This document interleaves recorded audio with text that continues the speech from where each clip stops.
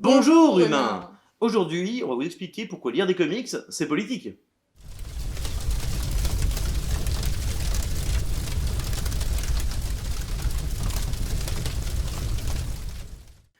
On vous en avait déjà parlé dans la première vidéo de cette série. Notre but, c'est de produire du contenu à montrer à ceux qui pensent encore que certains types d'œuvres d'art sont inférieurs à d'autres. Aujourd'hui, on vous parle donc des comics. Quand on parle de comics, on parle bien sûr de BD américaine. Pas mal de gens pensent que c'est pour les ados, ou que c'est seulement sur les super-héros aussi. Bref, que ça pourrait clairement remplacer le PQ après une lecture distraite. Et clairement, on n'est pas du tout d'accord, hein. Et on a les bouquins signés par leurs auteurs et autrices pour le prouver. D'autres personnes qui en lisent beaucoup pensent que les comics d'aujourd'hui appuient trop sur la politique, et que c'était mieux avant. Là aussi, on a 2-3 petites choses à dire contre cet étrange argument. Bref, comme un film, une sculpture ou n'importe quelle autre œuvre, certains comics peuvent nous faire réfléchir sur la nature de l'être humain ou sur le monde, sur comment il fonctionne ou comment il devrait fonctionner. Et c'est ça aussi, être politique. Si on s'intéresse au début des comics mainstream, on s'aperçoit que les créateurs des personnages les plus connus aujourd'hui sont eux-mêmes assez politisés, ce qui se ressent dans leurs premières aventures. Le premier super-héros connu est bien sûr Superman, dont les créateurs sont Jerry Siegel et Joe Shuster. Tous les deux sont fils d'immigrés juifs, il est donc logique qu'ils créent en 1938 un super-héros qui est aussi un migrant. D'ailleurs, dans les tout premiers épisodes parus dans le magazine Action Comics, il n'y a pas d'aliens ou de super-vilains à combattre. Superman s'attaque au début à des problèmes de société. Il détruit notamment des taudis, un vrai problème pour le New York de l'époque. Dans un de ses premiers épisodes, il défend aussi une femme battue. Il faut avouer que tout ça ne dure pas plus d'un an avant que les super ennemis ne fassent leur apparition, mais quand même. Si le personnage change beaucoup avec les années et les scénaristes qui écrivent ses aventures, Siegel et Shuster ont laissé une empreinte de taille. L'homme de demain, comme Superman est souvent surnommé, est à la fois un patriote et un migrant. En 1940, soit un an avant que les États-Unis ne rentrent en guerre contre l'Axe, Siegel et Shuster publient How Superman Would End the War dans le magazine Look. Dans cette histoire, Superman attrape Hitler et Staline par le col pour les déposer à la Société des Nations, qui est l'ancêtre de l'ONU. Là, il s'assure qu'ils soient jugés pour actes d'agression sans provocation à l'encontre de pays sans défense. Si ça c'est pas une histoire engagée politiquement. Question créateurs engagés, il y a bien sûr Stan Lee, Jack Kirby et Joe Simon, eux aussi fils d'immigrés juifs d'ailleurs. On va laisser de côté Stan Lee dans un premier temps et parler d'un personnage plutôt évident pour la thématique. Captain America, créé par Joe Simon et Jack Kirby. Je n'ai pas besoin de vous dire que c'est un personnage politisé, hein, son nom est assez clair. Une des couvertures de comics les plus connues, c'est une de ses premières où on peut voir Captain America donner un coup de poing direct dans la tronche d'Adolf Hitler. Un épisode sorti en mars 1941. Vous vous dites peut-être que c'est quand même pas un acte hyper subversif de s'en prendre à Hitler.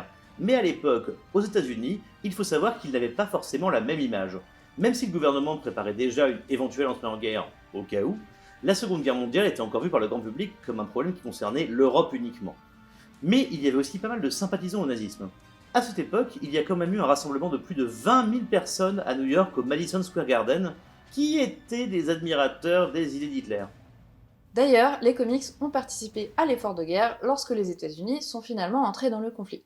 Les citoyens étaient appelés à participer au financement de la guerre et les comics ont été un des outils utilisés pour diffuser les messages de l'armée.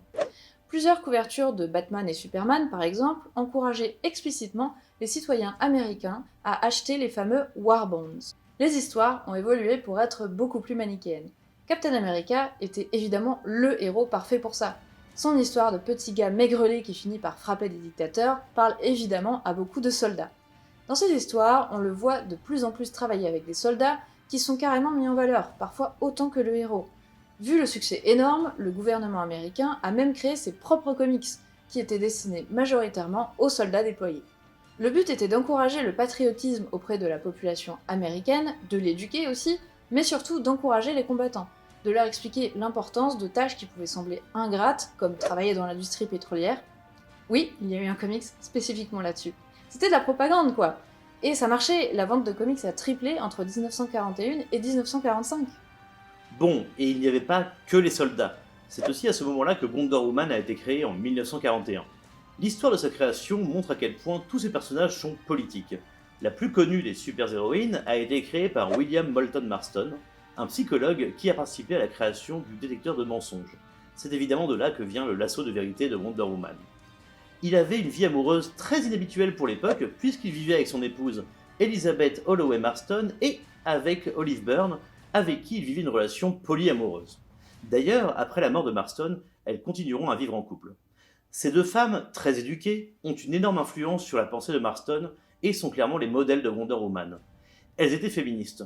D'ailleurs, la tante de Olive Byrne était Margaret Stern, une militante qui a créé le planning familial aux États-Unis. Lorsqu'il propose le personnage de Wonder Woman à l'éditeur de chez DC Comics, c'est pour proposer un nouvel idéal opposé à ce qu'il appelle la violence masculine. L'idée est de proposer un nouvel idéal au grand public, puisqu'il pense que la femme est l'avenir de l'être humain. Bon, il pense que ça passe par la soumission. Clairement, il était un peu trop dans le délire BDSM pour moi, mais quand même, c'est un personnage qui a été créé pour promouvoir un idéal féministe, ce qui était le féminisme à l'époque en tout cas.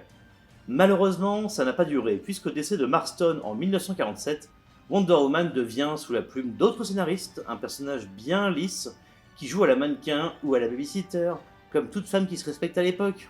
Avec tout ce qu'on a dit depuis le début de cette vidéo, il n'était qu'une question de temps avant que les autorités ne se mêlent d'un contenu à l'époque majoritairement destiné à un public jeune. Le Comics Code Authority est créé en 1954 sous la pression gouvernementale. En résumé, il vise à ne publier que des comics sans violence excessive, sans sexualité, sans monstres type loup-garou, et surtout, sans se moquer de gentils policiers et hommes politiques. Évidemment, en réaction à tout ça, des publications moins officielles émergent. Mais ça ne veut pas dire qu'il est impossible de trouver une portée politique aux comics mainstream. La Seconde Guerre mondiale, la guerre froide et dans une moindre mesure la guerre du Vietnam et la guerre de Corée ont beaucoup d'influence sur les comics de l'époque, même si c'est plus subtil. La popularité des comics de science-fiction montrant une invasion alien peut être vue comme une métaphore de la peur de l'invasion communiste. La menace nucléaire est assez présente aussi. Plusieurs origin stories de héros mettent en scène un accident, incluant des radiations, qui vont leur donner des pouvoirs. Par exemple, Spider-Man ou Hulk pour ne citer que. Les premières apparitions d'Iron Man et de Thor dans les années 60 sont très anticommunistes. Le personnage de Fu Manchu, un ennemi d'Iron Man, incarne la peur de la Chine communiste par exemple. Comme quoi, beaucoup de personnages assez lisses aujourd'hui ont pourtant été créés avec une idée politique derrière la tête. Le créateur de ces personnages et de bien d'autres, c'est bien sûr Stan Lee, souvent en collaboration avec Jack Kirby. Petite parenthèse sur Stan Lee, c'était tout de même quelqu'un d'assez politisé. Il tenait à écrire ses fameuses soapboxes, c'est-à-dire un édito à la fin de chaque numéro de comics où il se montrait souvent engagé. Il y appelait le racisme et l'intolérance les pires maladies qui gangrènent notre société. Et déjà à l'époque, certains lecteurs se plaignaient qu'il y avait trop de politique dans cette histoire. Il leur répondait qu'une histoire sans message serait semblable à un être humain sans âme. Et si Stan Lee l'a dit... Mais tout ça, c'est uniquement si vous lisez des comics populaires.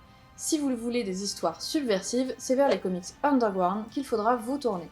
Même si je ne suis pas fan de son sexisme, on ne peut que citer Robert Crumb, qui devient un peu le porte-parole de la contre-culture, du pacifisme, de la libération sexuelle des années 60 et 70 dans le milieu des comics, même s'il était loin d'être le seul.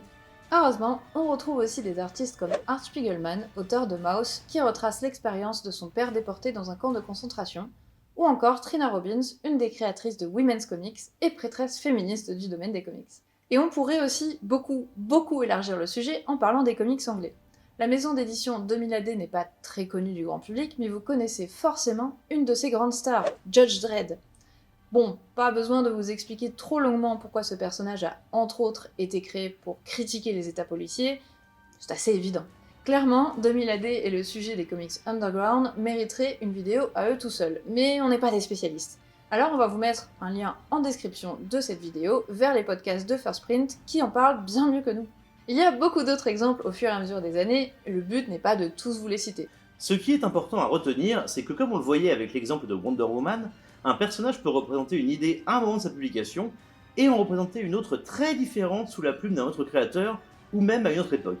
Par exemple, Superman a vécu un virage à droite après le 11 septembre, en même temps que les États-Unis.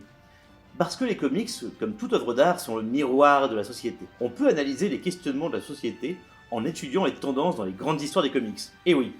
Par exemple, Civil War, en très résumé, c'est les partisans de la loi du Patriot Act de Bush, d'un super état sécuritaire pour éviter un nouveau 11 septembre, versus les opposants qui souhaitent que la liberté des citoyens reste au cœur des valeurs américaines.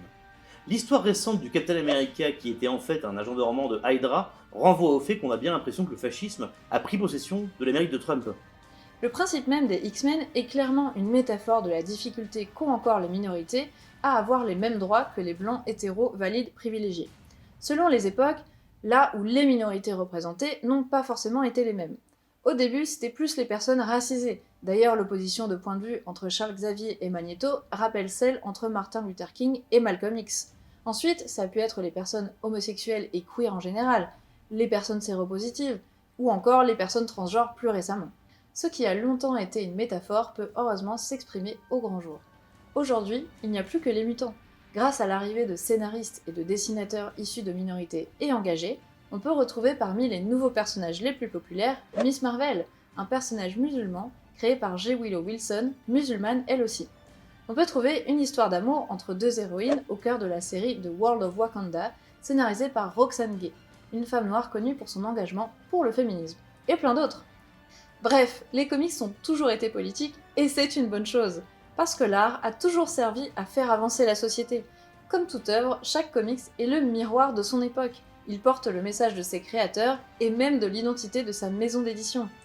En résumé, tout est politique. La prochaine vidéo sera sur les mangas. En attendant, si vous avez des comics engagés à nous conseiller en commentaire, on prend les recommandations. Et comme d'habitude, pour poursuivre la discussion, vous pouvez nous retrouver sur notre serveur Discord, et si on vous manque trop, on vous donne rendez-vous sur notre chaîne Twitch. Les liens sont dans la description. Allez, salut les nerds. Tu peux y aller Fanny, s'il te plaît, je t'attends. Pas chier. En toute amitié, bien sûr. Arrête. Mal au bras. Mais faites-vous vacciner les enfants, c'est important. Comme ça on pourra aller au bar. Et on pourra reprendre une vie normale. Donc allez au bar. Fanny, je pense que ton sourire son place. On peut-être plus de choses, c'est du vie. Bonjour camarades. Aujourd'hui on va expliquer pourquoi lire des comics c'est de l'impérialisme américain.